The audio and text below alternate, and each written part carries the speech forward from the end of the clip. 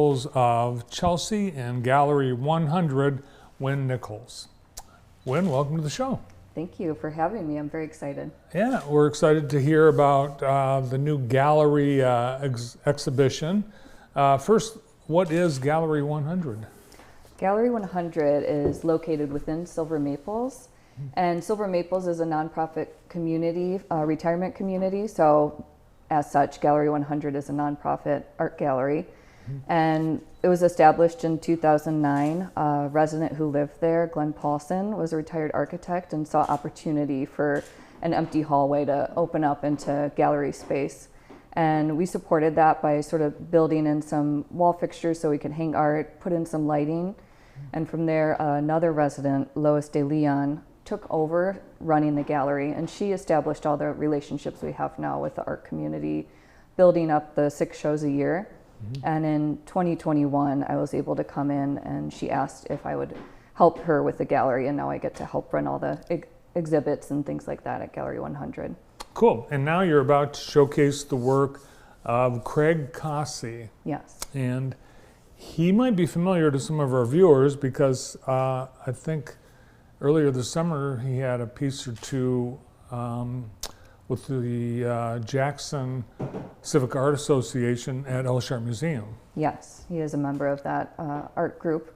And yes, if you were at that exhibit, you would have seen his art, but this is an opportunity to really immerse yourself in his work. As you saw an image there, the show is called Small Discoveries, and it really is, when you walk into the exhibit, you're looking at images of pieces that are really focused on details you might overlook in life. He does doorknobs and old farm doors, things like that. And you sort of get a sense of peace and calm when you're looking at his work in this exhibit. Yeah, and what we're looking at now is just a variety of pieces that have been on exhibit at Gallery 100. His work, I think, is very identifiable because it does focus on very small items with a lot of strong detail.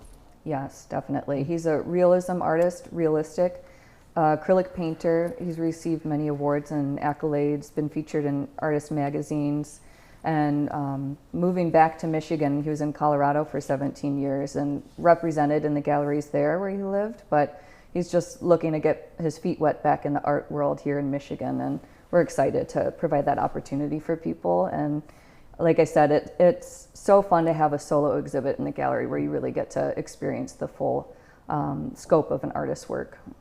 And will we be able to meet the artist at any event? Definitely. September 15th, we have the opening exhibit. Craig will be there from 2 o'clock to 3:30 in Gallery 100. We have refreshments, and I think the opening exhibit is a wonderful time for the community to come meet the artist directly, ask them questions about how they make their work, and get to know their process.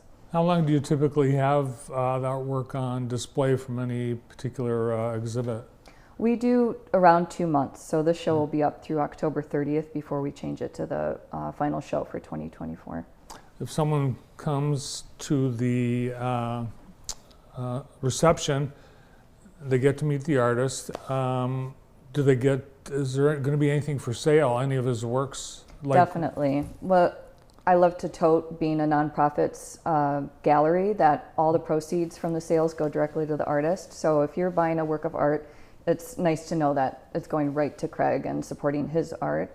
And that also means that the prices are changed. So if you're in a for-profit gallery, they are marking things up 50% because they have to keep their doors open and the artist has to support themselves. So he's able to change his prices. So all of his pieces are between 2 and 3 feet and like nice size pieces, and they're all under $1,000.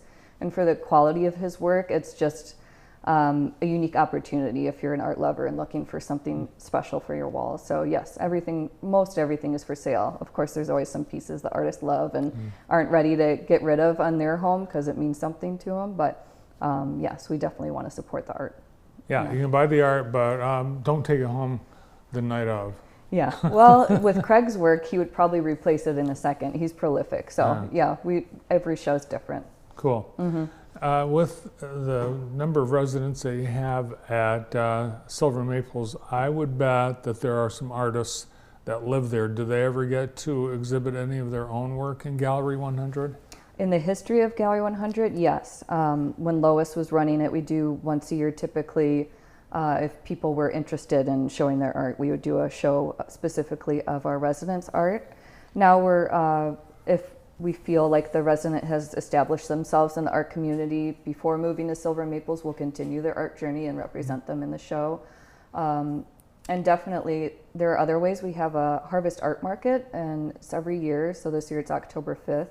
And we have people that live at Silver Maples who will be selling their art at the Harvest Art Market. So all sorts of opportunities if you're an artist and moving to Silver Maples. Cool. You also do something at Christmas time too, don't you? Oh, we may have in the past. I think we sort of advertise the Harvest Art Market as our holiday sale because people often will buy their Christmas gifts at this market. So it's lovely too. All right, there's your first hint that Christmas is coming. Yeah. Yes, I think this might be the earliest it's been mentioned on our show, but You're welcome. well, yeah, thanks a lot. You know, we haven't got to Halloween yet, but the Halloween, it's everywhere. Yeah, I know. Yeah. September 1st. Yep. Yeah. And the pumpkin spice. Oh, I know. So you managed events and other things at Silver Maples. So what are some of the things, what are some of the areas that you manage and some of the things that you do?